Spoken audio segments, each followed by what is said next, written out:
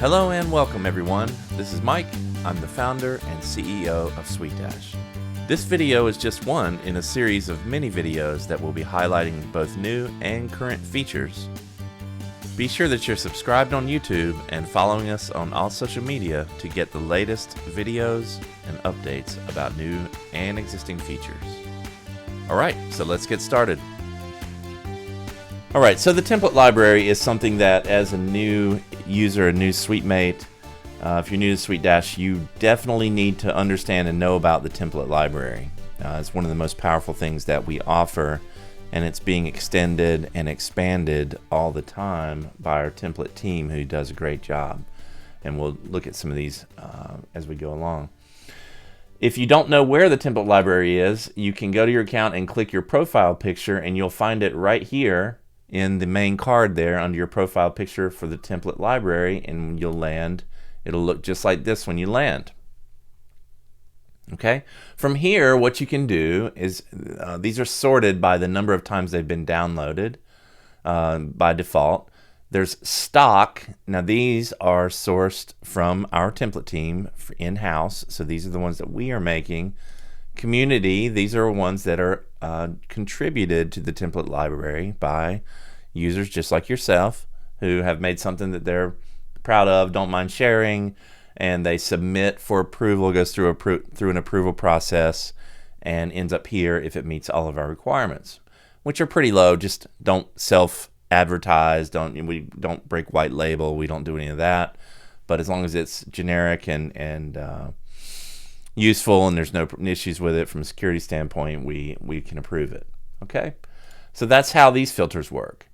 Here under any type, you can see these are the types of templates that you have in the template library. Proposals, which you'll find in proposal templates, document templates, marketing campaigns, drip sequences, email cannons, portal pages, and form templates.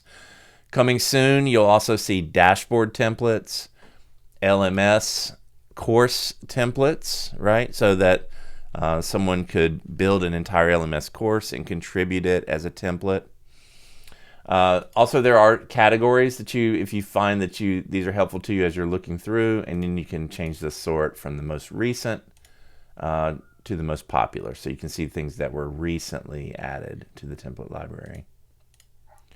But in general, I want you guys to kind of get an idea of how the structure works as well, and then we'll go through and look a little bit at some of the templates that you may not have noticed or seen, and just give you some examples there. But the general structure, let's look really quickly, of the template library is like this. Okay, so we have the template library and we have your account. Okay, inside your account, you'll have places in your account like document templates, portal page templates, proposal templates. These can be, in your account, can be a repository for templates that you are using, like campaign templates is a good example. You may have templates that you start each new campaign with a template, and so you have a list of templates in your account already. But from the template library, when you add a template to your account, it will go like if it's a campaign template. You'll add it into your account, and it will end up in the campaign template list. And from there, you can use it as your own. And it forks, the code here. So when you take something out of the template library, move it into your account, and put it in your list, then it becomes yours, and you can change it from there and work with it however you like. So it just becomes a starting point. So there's no worries there.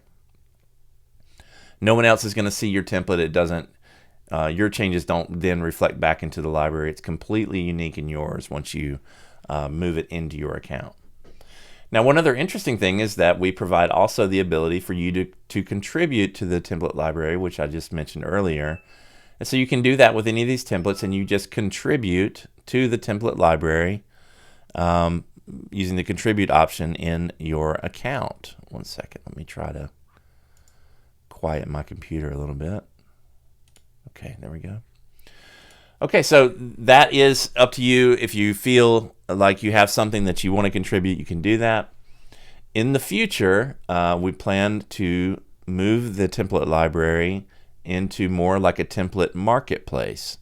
So it may be that in the future you have something that you are very proud of, that you may feel like is worth something to someone, that you can put a price tag on and put it into the library or the marketplace and sell it. So that the idea behind that is to encourage you and everybody to put more effort, more work. Obviously, you're not going to do a whole lot of work and give it away for free. So that will even enhance the quality of the items in the template library and marketplace even further. Also coming in the future, and actually very short-term future, will be the ability for you to share templates privately. Okay, you'll have the option to share individual templates by a key. So each template will have a long, strong key that you can copy and pass by email or messenger or whatever. It doesn't matter. It's just a very easy copy and paste. And when someone can take that, and they'll be able to redeem that template into their account just by using that key. So in this case, if you do put in a lot of work, maybe you're in a small mastermind group or something like that, and you say, you know what, hey, I have this template that works really well for me, let me share it with you, but you don't necessarily want to make it available to everyone, or somehow it has sensitive information or something you're trying to not just be public with, you can use that to this private sharing option to share that individual template, and also you'll have the possibility to use a global key, so that if, in the example maybe that you are a coach or you're working with somebody in this way, you can give that person or group your global sharing key, and that means that everything that you have in your private, that you share privately, will be available to them, both present and in the future. So that would be a situation where you say, hey, look, you can anything that I'm sharing privately in this way, you can use both now and in the future. So that's also coming to the template library / marketplace in the next short term, few weeks. Okay. If you have not looked deeply through the library, okay, and you just looked at this first page, you may be missing some examples of some things that are quite interesting. And if you look, there are literally hundreds of templates here. So, it's 36, 37 pages deep, 20 per page, I believe it is. So there were well over 500. So there's quite a bit to look through. I just really quickly went through and looked at some, picked out some examples. This is a marketing template for email marketing. So this is built for you. All you have to do is load it in your account and change the text. Here's a proposal template. And again, I'm not saying this is the best one in here because I didn't scour through it, but these are just nice looking examples that are right out of the box that you can use. This is a portal page template. Right? This one is a simple form template that maybe you can use as a starter. And again, it's on a generic background of gray, but you would put this on a white background and it would look normal there. So this is just a very simple, hey, book me or sign up form template. Here's a more niche specific form template. And if you look at my scroll bar here, this one is built for you if you're a web designer, that this one has all the actual text and options built into it. And it's huge. Look at this, right? And what this does, this is a form template. So what happens when we put a form template into your account is we actually also copy all the custom fields from the form into your account as well. So this saves you an enormous amount of time. Right, so elevator pitch. This is a custom field. Each one of these is going to be a custom field that's not, the obvious defaults of first name, last name, email address, etc.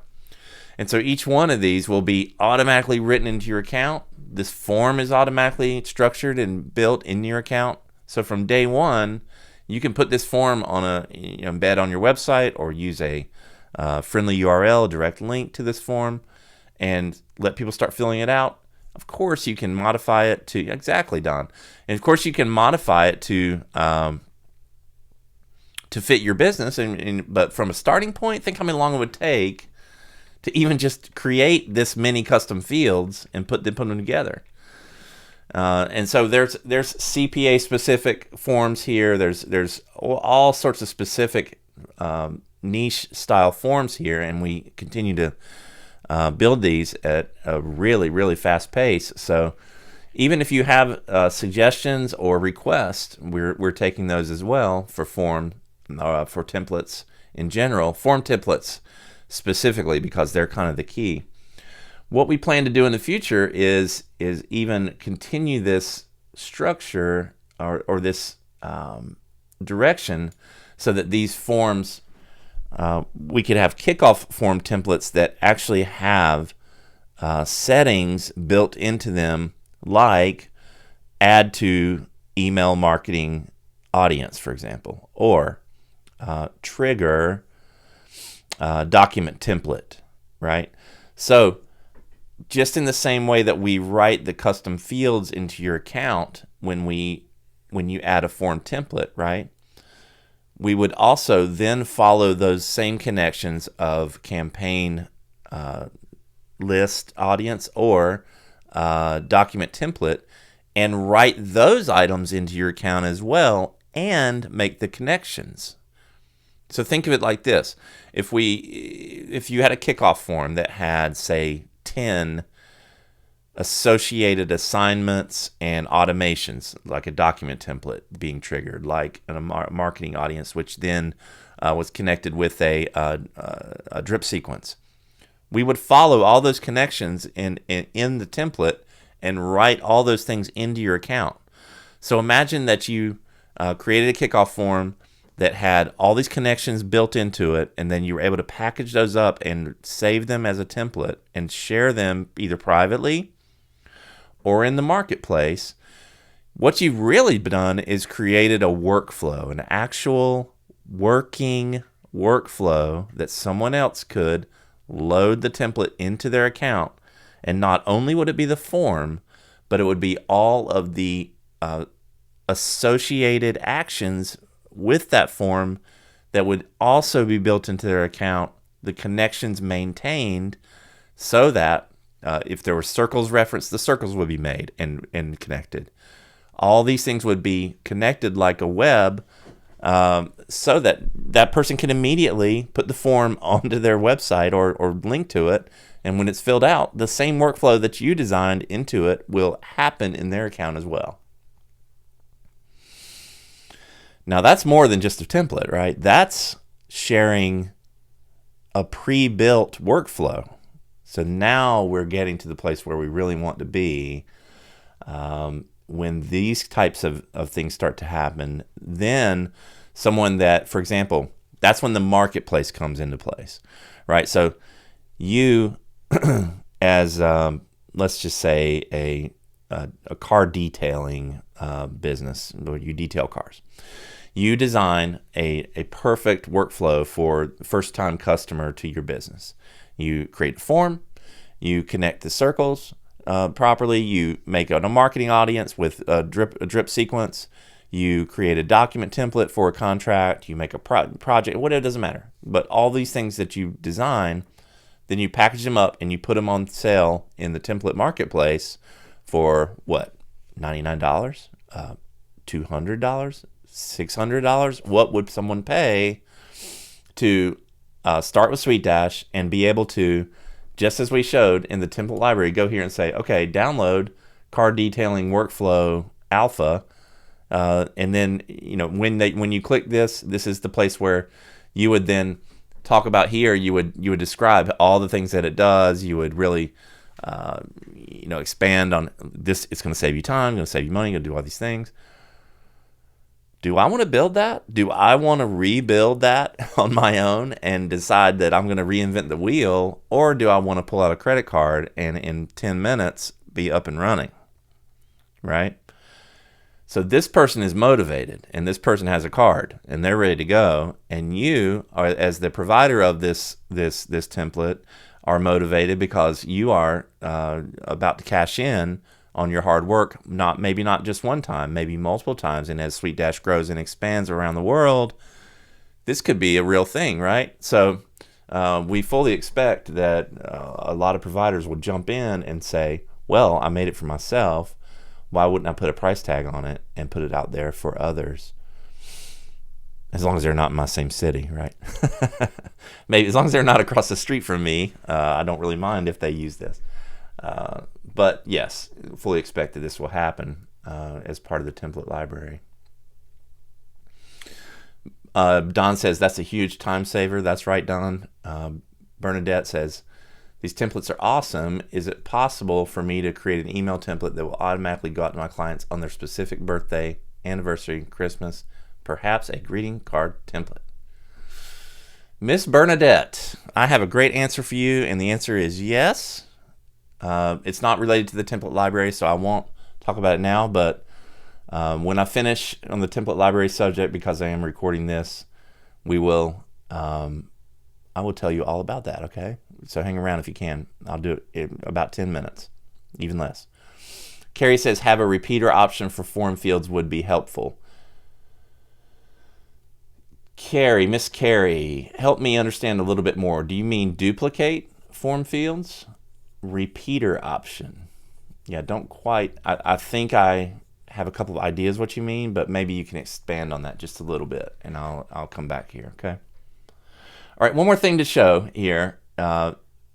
Because SweetDash is very focused on giving you the capability to fully white label, we call it extreme white labeling.